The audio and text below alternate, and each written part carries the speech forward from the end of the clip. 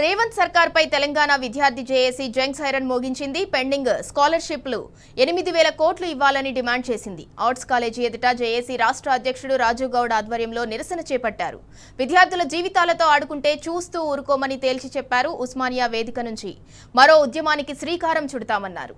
రాష్ట్రంలో అన్ని వర్సిటీల్లో self finance కోర్సులు రెగ్యులరైజ్ చేయాలని కోరారు. అన్ని ప్రభుత్వ విద్యా సంస్థల్లో మౌలిక వసతులు కల్పించాలని, రెగ్యులర్ ఫ్యాకల్టీని నియమించాలని స్పష్టం చేశారు.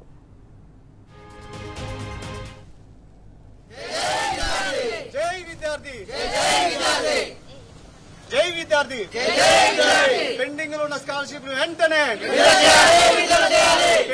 స్కాలర్షిప్ వెంటనే ఇమ్మీడియట్లీ వెంటనే విడుదల చేయాలి. పెండింగ్ లో ఉన్న స్కాలర్షిప్ వెంటనే విడుదల చేయాలి. 8,000 కోట్ల రూపాయలు. ఇలా రాష్ట్ర ప్రభుత్వం ముఖ్యమంత్రి గారు మబ్బు నిద్రపోతురు. 2022, 23, 24, 25 నుంచి ఒక్క రూపాయి కూడా ఇంతవరకు విడుదల కాలేదు. దీనివల్ల విద్యార్థులు ఆత్మహత్యలు చేసుకునే పరిస్థితి ఏర్పడుతుంది. మీరు ఏం సంకేతం ఇస్తున్నారు? కొంచెం ఏమన్నా ఆలోచన ఉందా? మీకు ఏమైనా సోయుందా? ఇలా రాష్ట్ర ప్రభుత్వం మొన్న బడ్జెట్ లో అసెంబ్లీ సాక్షిగా 7.9 బడ్జెట్ కేటాయించారు మా విద్యార్థులకి. అంటే సిగ్గుచేటు అనిపిస్తుంది. పక్క రాష్ట్రాల్లో చూసుకుంటే బీహార్లో చూసుకుంటే 21%, హిమాచల్ ప్రదేశ్ చూసుకుంటే 90%, అదేవిధంగా ఢిల్లీలో చూసుకుంటే 22%, ఇలా తెలంగాణ చూసుకుంటే 7.9 అంటే 23,108 కోట్లు విడుదల కేటాయించారు.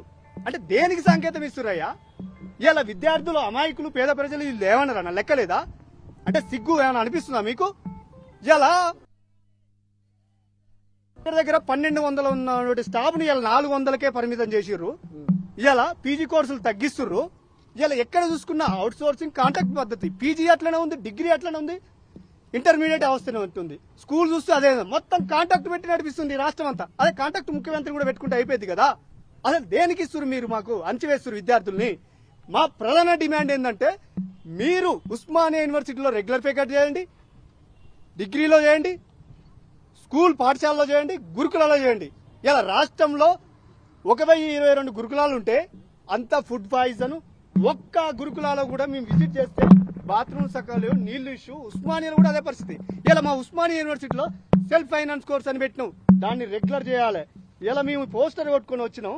ఇలా చూడండి ఒక్క నిమిషం. సెల్ఫ్ ఫైనాన్స్ కోర్స్ రెగ్యులర్ చేయాలని ఎందుకు పెట్టినాం? మేము మౌలిక వసతులు కావాలి, రెగ్యులర్ ఫ్యాకల్టీ కావాలి. మా ప్రధాన డిమాండ్ రెగ్యులర్ ఫ్యాకల్టీ కావాలి. ఎందుకే మరి రెగ్యులర్ ఫ్యాకల్టీ? ప్రభుత్వం గొప్పగా చెప్తున్నారు తెలంగాణ రాష్ట్రం అని. ఇలా ఇంత గొప్పగా చెప్పుకుంటుంటే మా ఉస్మానియా యూనివర్సిటీ ఇక్కడ చూస్తేనో దిక్కుమాలిన పరిస్థితి.